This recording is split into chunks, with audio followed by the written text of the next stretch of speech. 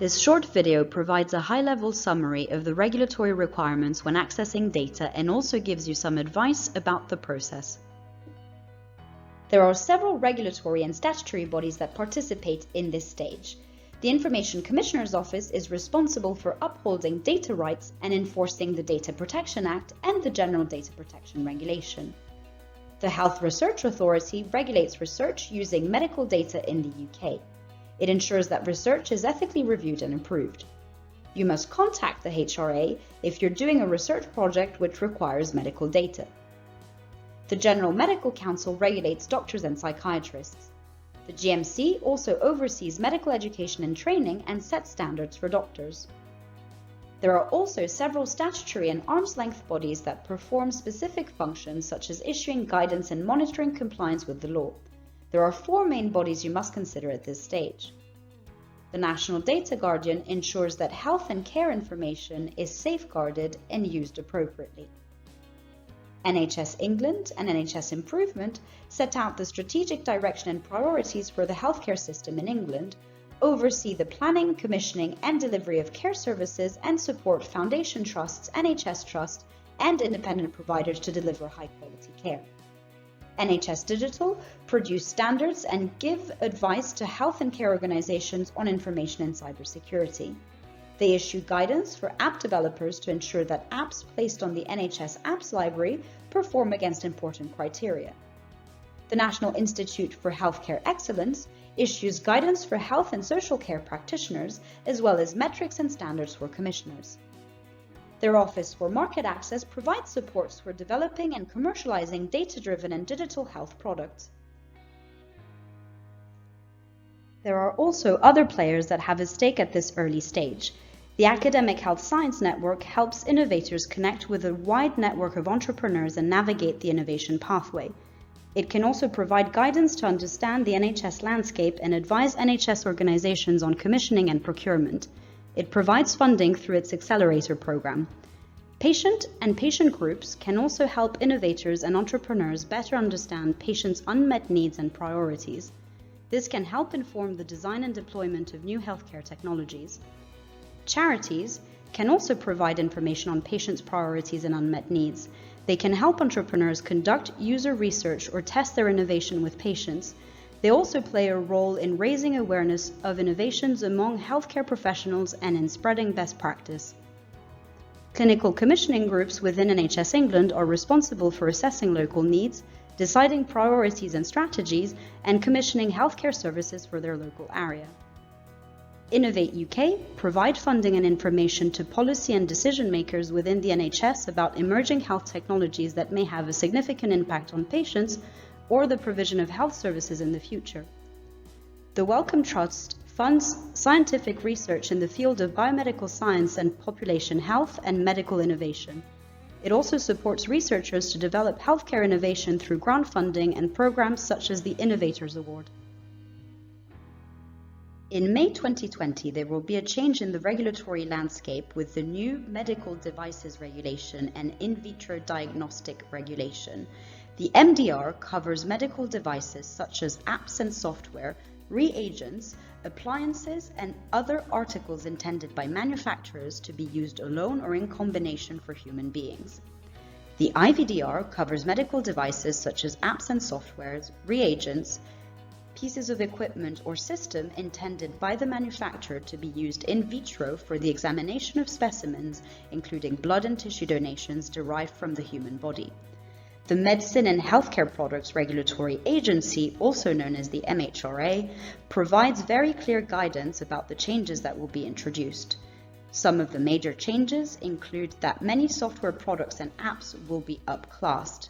Manufacturers will have to appoint at least one person responsible for regulatory compliance, and increased post-market surveillance responsibilities will be imposed on manufacturers.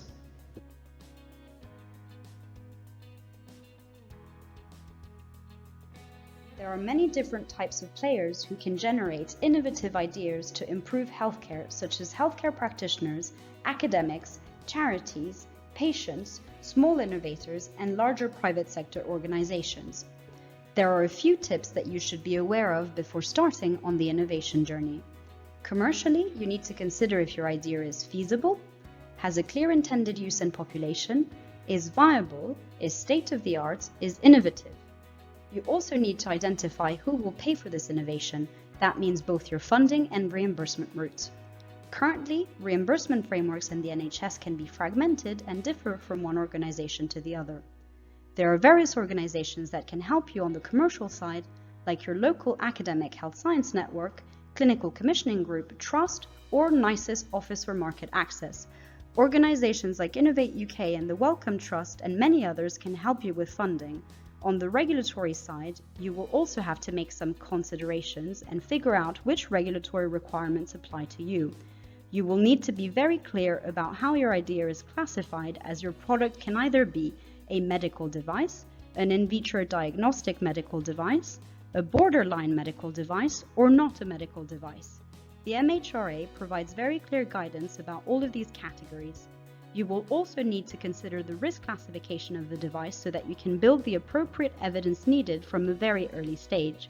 Remember that the new MDR and IVDR will upclass many software products and devices. In addition to the medical devices regulation, you will need to consider other pieces of legislation such as the Human Rights Act and the Equality Act. This might be obvious to you, but they are the only pieces of legislation that can be used to protect users against any type of bias. You might also want to consider signing to the Department of Health and Social Care's Code of Conduct for Data-Driven Technologies in Health and Care. Before accessing data held by an organization within the healthcare system, you consider a few legal requirements such as the Data Protection Regulation, the Common Law Duty of Confidentiality, and Caldecott Principles. Broadly speaking, this means that you need to be very clear about the type of data you need, who is viewing it, the purpose for using that data, that you're not asking for more data than what you need, and finally, you also need to be clear about your legal basis under data protection regulation and common law. In other words, what is your legal justification for both viewing and processing data? In health and care, you can process data for two main reasons. 1, to provide direct care to individuals. 2, to improve health and social care services through research and planning, also known as secondary uses. The ICO and National Data Guardian provide very clear guidance on information governance.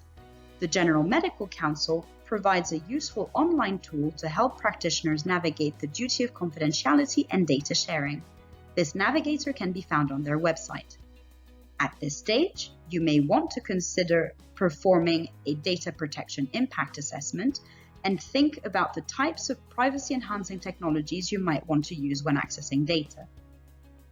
Once you have considered these information governance standards and have a clear legal basis, you can consider accessing data. There are different types of data that you can access, and each will require separate legal considerations. You can access individual level data with varying degrees of anonymization. You can access data about things, such as stock of medical supplies. You can also access aggregated statistics. There are many organizations who hold data within healthcare and many datasets you could potentially use. You can find several centrally held datasets like the hospital episode statistics held by NHS Digital, or the Clinical Practice Research Data Link, also known as CPRD, held by the MHRA. Public Health England makes many different types of aggregated data available on their website, and the UK Biobank also provides a rich source of information. However, much of the data is still held at trust or GP practice level. HDR UK's digital innovation hubs should also eventually act as a single point of access to healthcare data within a specific area. Once you have identified what data you need and who the data controller is, along with any data processors and the necessary approvals are in place, you can submit a data access request. Different organizations have slightly different forms. NHS Digital provides a template of its own forms which you can find on their website. If your data access request is for research purposes, you need to contact the Health Research Authority. If your request is for confidential patient information and you're not part of the care team and not seeking explicit patient consent under common law, then you will need to go through the Confidentiality Advisory Group, also known as CAG, to avoid possible breach of the common law duty of confidentiality.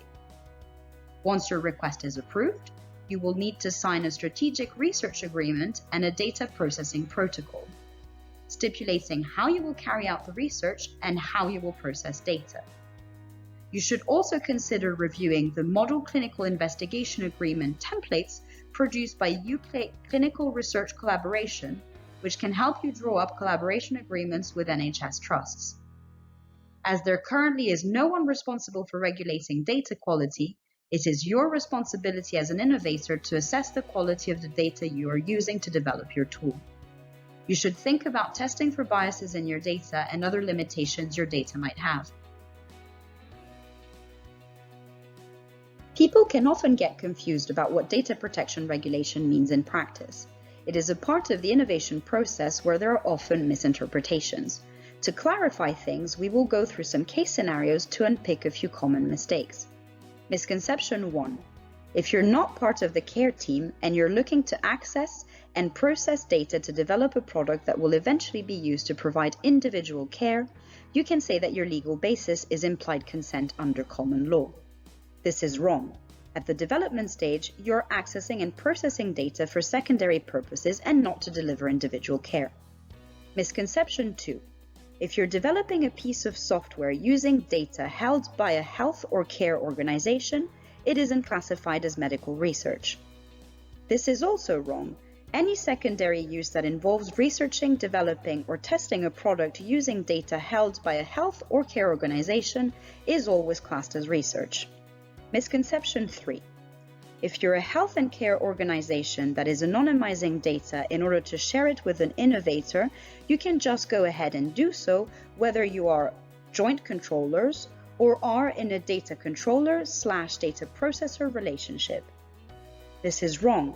You need to be clear about what the relationship is and allows, what data is required, and what your purpose is.